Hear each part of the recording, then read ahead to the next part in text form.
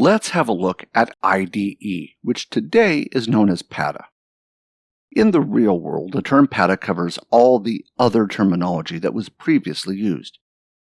If the term PATA is not being used, probably IDE will be used. Nowadays, you will find that most of the time the terms IDE and PATA are used interchangeably, and the other terminology rarely used, if at all. Don't worry too much about remembering any of this, because the last IDE hard disks were manufactured just over 10 years ago. When talking about hard disks, generally IDE will be used to describe the hard disk itself, and PATA will be used for the connection, but there is no fixed rule in place. Considering that the replacement, SATA, was released in the year 2000, IDE hard disks were well and truly on the way out when the last IDE hard disk was manufactured.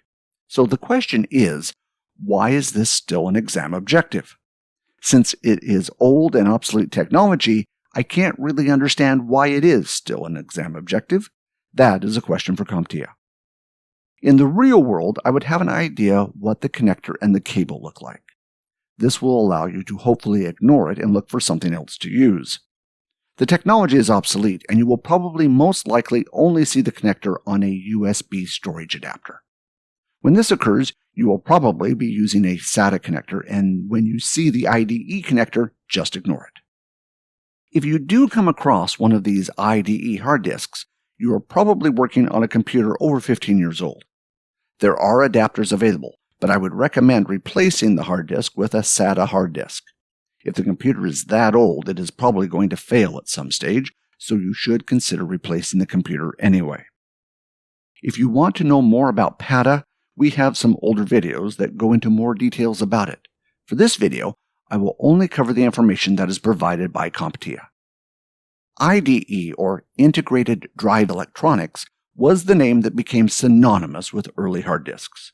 I won't go into the technical details of how accurate calling a hard disk IDE is, but accurate or not, it became the common name used for hard disks that had a particular connector. When SATA was released, IDE and all the other versions and terminology were collectively referred to as PATA. PATA supports 2 hard disks on a single cable and thus is parallel. SATA supports 1 disk per cable and thus is serial. To understand this better, let's look at connecting a hard disk to the motherboard. This motherboard has 2 IDE connectors, which was common back in the day. This was later dropped down to 1, and nowadays motherboard manufacturers don't include these connectors on the motherboard at all. The cable that is used is a ribbon cable with 3 connectors. You will notice that on the left side of the connector there is a lot of space between the 2 connectors, whereas on the right side of the cable there is less space between the connectors. These cables were designed so one end is plugged into the motherboard and the other 2 ends are plugged into the hard disks. Thus, IDE can support 2 hard disks on the same cable. I will first have a look at the connector for the motherboard. A lot of the time, the cables will be color-coded. In this case, the motherboard connector is green. However, a lot of the time it will be blue. You will notice the cable has a blocked pin and also has a raised protruding edge to prevent the connector being put in the wrong way. If you have trouble working out which end is the motherboard connector, look for the big space or gap between the 2 connectors. On the other end of the cable is the connector for the first hard disk.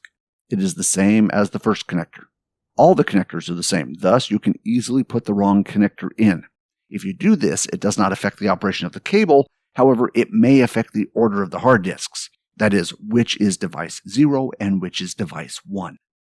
We don't cover that in this video, but in our other videos, we look at how to change the jumpers on the hard disk to determine which hard disk is first and which is second. I will next have a look at the middle connector of the cable. Notice it is the same connector, but is of a different color. In some cases, the cable and the connector may all be the same color, but generally they are color-coded so you know which is which. I will next plug the motherboard connector into the motherboard. The keying prevents the connector from being plugged in the wrong way. The last step is to plug the connector into the hard disk, followed by the power connector. Once this is done, the hard disk is now installed and ready to go. PATA differs from SATA in that it supports 2 hard disks on the same cable. Thus, I could add a second hard disk if I wished. In old reference material, you may hear the first hard disk referred to as the master and the second hard disk as the slave. In the very, very old days of computing, the first hard disk had a bit more control and responsibility than the second hard disk. You could not run a system without a master hard disk, and hard disks were not always compatible with each other. As technology improved, this was no longer a requirement. Thus, the master and slave terminology was dropped, and now the drives are referred to as device 0 and device 1. Although you would normally install a single hard disk as device 0, you could install it as device 1. Nowadays, there is nothing stopping you doing that if you wished.